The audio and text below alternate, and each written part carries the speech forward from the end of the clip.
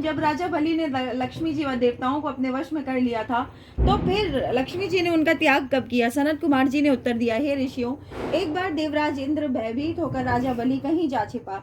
इंद्र ने उसे ढूंढने का प्रयत्न किया। तभी उन्होंने देखा कि बलि गधे का रूप धारण कर एक खाली घर में समय व्यतीत कर रहा है। इंद्र वहां पहुंचे और बलि से उनकी बातचीत होने लगी। बलि ने इंद्र को तत्वज्ञान का उपदेश देते हुए काल समय की महत्ता समझाई। उनमें बातचीत चल ही रही थी कि उसी समय दैत्यराज बलि के शरीर से अत्यंत दिव्य रूपी एक स्त्री निकली। उसे देखकर इंद्र ने पूछा, हे दैत्यराज, तुम्हारे शरीर से निकलने वाली यह आभा युक्त स्त्री देवी है, असुरी है अथवा मानवी है? राजा बलि ने उत्तर दिया, राजन, यह देवी है, ना असुरी है, ना ही मानवी। यदि तुम इसके संबंध में अधिक जानना चाहते हो तो फिर इसी से पूछो।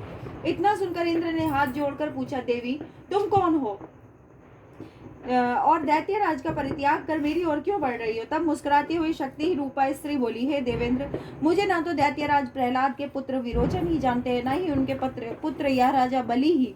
शास्त्रवेत्ता मुझे दुस्सह, भूति और लक्ष्मी के नामों से पुकारते हैं, परंतु तुम तथा अन्य देवगण मुझे भली प्रकार नहीं पहचानते। इंद्र ने प्रश्न किया, हे देवी, जब इतने दीर्घ काल तक आपने दैत्यराज में वास किया, तो फिर अब इनमें ऐसा कौन सा दोष उत्पन्न हो गया जो आप इनका परित्याग कर रही हैं?